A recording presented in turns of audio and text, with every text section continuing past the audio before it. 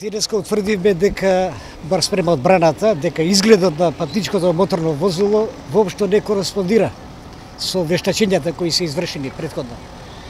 Од таа причина ние ќе инсистираме да вештите лица повторно дојдат на главен претрес за да појаснат некои ситуации кои навистина не се сопаѓаат вештачењата и самиот изглед на патничкото моторно возило.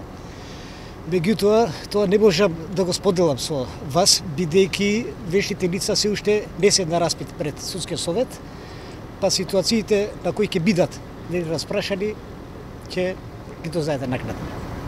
Обвинителите тврдат дека тоа е возилото, практично и адвокатката на оштетените, дека истото тоа е возилото кое што било записник. Па неспорно дека е тоа возило од кое и сликите се прикажени во тоа време, меѓутоа вештачењата кои се утврдени наводно на ова возило не се сопаѓа со изгледот сегашен на возилото.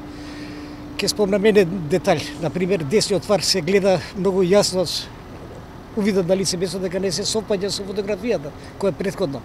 Тука се работи за сосем нов фар, додека на фотографијата бил стар, што е видливо и очигледно дека е нешто менувано на возилото.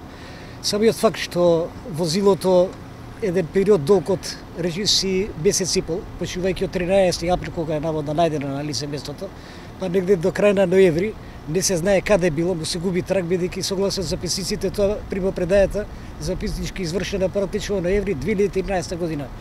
Само тоа доведе и до дубиоза, до сомнение каде било за целото време тоа возило.